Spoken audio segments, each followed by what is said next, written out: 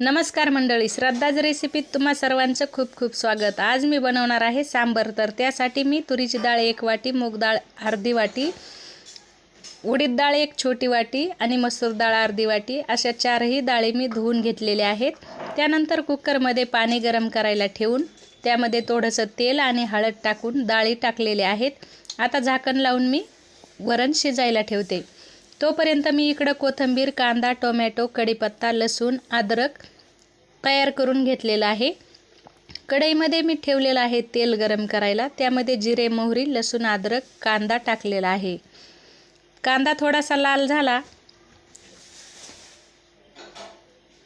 की त्यामध्ये आपल्याला टाकायचा आहे कढीपत्ता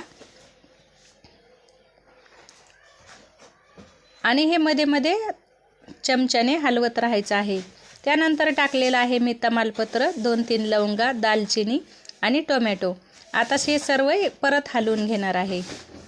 आता टाकलेली आहे मी कोथिंबीर। त्यानंतर त्यामध्ये मी सांबर मसाला आणि हळद टाकून घेतलेली आहे। फोडणी करपू नये म्हणून सारखे आपल्याला हलवत राहायचे आहे। त्यानंतर लाल तिखट टाकलेला आहे। परत एकदा मी हलवून घेते।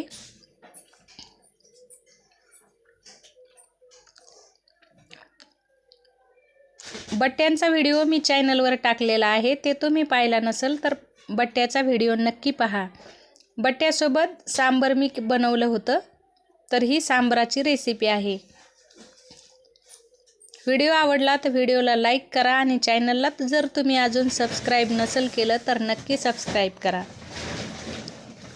कांदा, टोमॅटो हे व्यवस्थित शिजून झालेलं आहे। आता मी शिजलेली डाळ त्यामध्ये टाकणार आहे। यानंतर टाकणार आहे आता पाणी आणि किती सांबर पाहिजे आपल्याला त्यानुसार मी 1 तांब्या पाणी टाकून घेतलेलं आहे।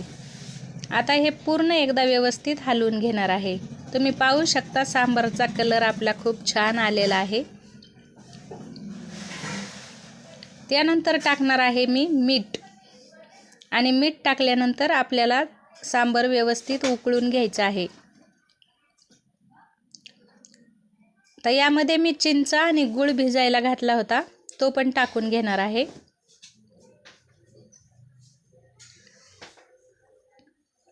पूर्ण कढईभर मी सांबर बनवलेला आहे। तुम्ही सुद्धा असं सांबर बनवून पहा आणि व्हिडिओ कसा वाटला कमेंट करून नक्की सांगा। व्हिडिओ पाहिल्याबद्दल धन्यवाद। परत भेटू नवीन व्हिडिओ सोबत।